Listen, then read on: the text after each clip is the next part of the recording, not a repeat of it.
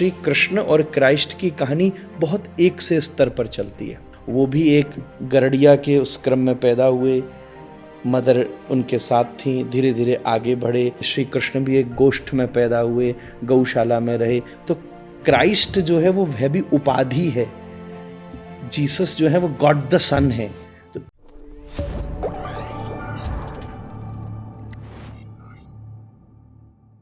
बात तो थोड़ी सी कॉन्ट्रोवर्शियल है, पर किसी रिसर्चर्स ने यह भी बात निवेदित की है कि जब श्री कृष्ण मथुरा से माइग्रेट किए और द्वारिका चले गए, तो there was a community, small community यादवों की, यदुवंशियों की, जिन्होंने ये विचार किया कि हमें नहीं जाना, और वो कुछ थोड़े से लोग वहाँ रह गए।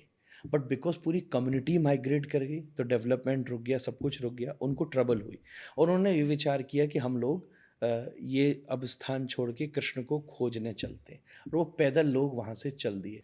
कहते वो रास्ता भटक के बैथलेहम पहुँचे। सुदर्शन चक्र ने इस विषय में कुछ कुछ लिखा है। और जब वो पूरी पद्धति वहाँ तक पहुँची, उनको वहाँ धीरे धीरे धीरे धीरे जनरेशन भी बदली, क्योंकि एक जगह रुके कुछ दिन, फिर खोजा, फिर खोजा, फिर खोजा।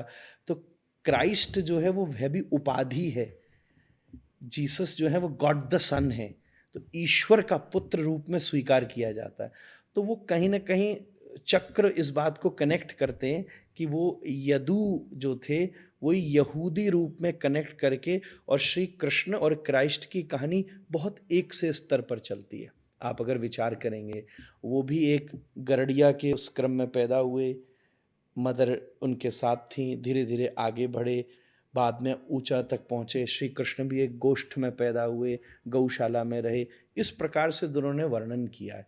तो भारतीय परंपरा में देखा जाए तो हमारे यहाँ सप्त द्वीपों का वर्णन है।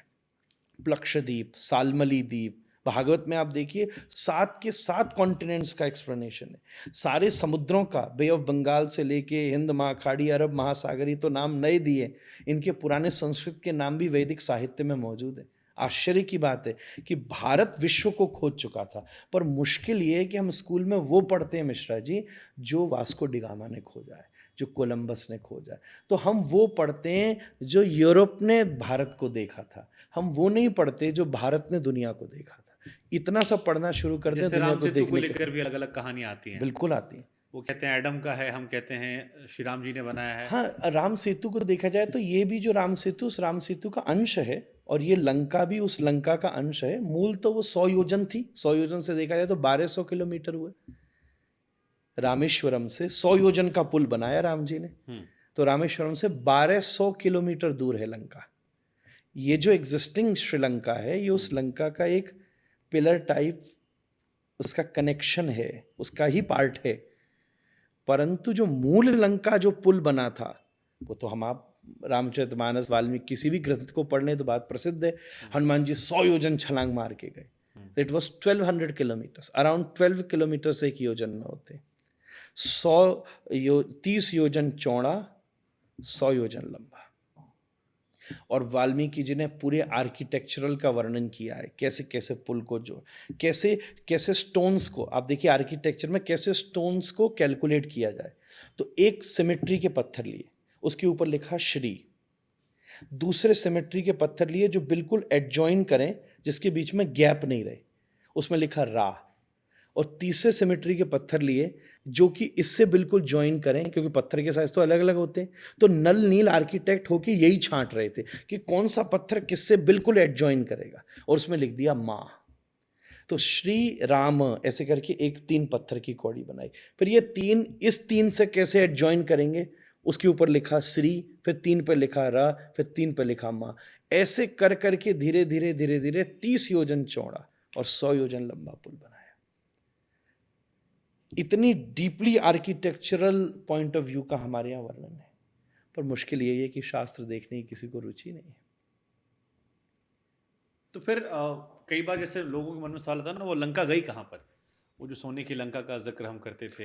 अब मैं अगर बिल्कुल शास्त्र की दृष्टि से जाऊं तो वो मानव के लिए अगम्य है, इसलिए वानर गए थे। वो मिस्टिकल है, वो मिस्टिकल है। जैसे अमेरिका में कैलिफोर्निया में एक लैंड है, मैं उसका नाम भूल रहा हूँ, जहाँ से आप फ्लाइट भी ऊपर से नहीं ले जा सकते। कहते हैं वहाँ एक्स्ट्रा टेरिटोरियल एक्टिविटीज़ हैं। It's very famous on the internet, आप गूगल करेंगे आपको एकदम देखने को मिलेगा।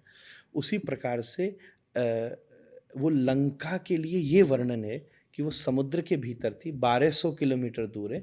ये श्रीलंका उसका एक पोर्ट कह सकते हैं हम, छोटा सा जो पोर्ट मौजूदा था। देश है। हाँ, जो मौजूदा देश है, क्योंकि ये तो कोई शायद 26 या 30 किलोमीटर की दूरी पर है, इतना ही है रामेश्वरम से। और वो 1200 किलोमीटर दूर पहुँचे हैं। मुझे लगता है मालदीव्स और उसके आगे जाके वो क्षेत्र पड़ेगा। पर ये भी वाल्मीकि रामायण में लिखा है कि वो मानव के लिए अगम्य है, मानव वहाँ नहीं प्रवेश कर सकता था। ऐसा मुझे किसी सिद्ध महात्मा ने बताया कि विभीषण जब राम जी से मिलकर निकले तो विभीषण बोले कि भगवान अब मैं आपके साथ कैसे आपके वियोग में रहूँगा, आप तो मेरे पास है नहीं।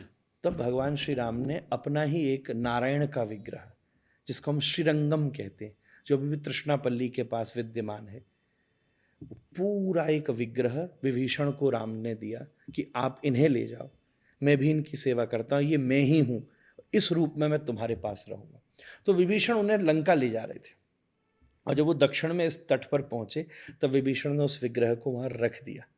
और कहते हैं कि वो विग्रह डायरेक्ट लंका को देखता है, और अभी भी विभीषण आके श्रीरंगनाथ की रोज सेवा करते हैं, तृष्णापल्ली के पास है। और वहाँ रामानुजाचार्य जी का अभी भी स्वरूप है, आज की भाषा में कहूँ तो mummy, one of the ancient, Ramanujacharya का शरीर वहाँ मौजूद है, लेप करके रोज जिसकी सेवा होती है रंगनाथ जी में।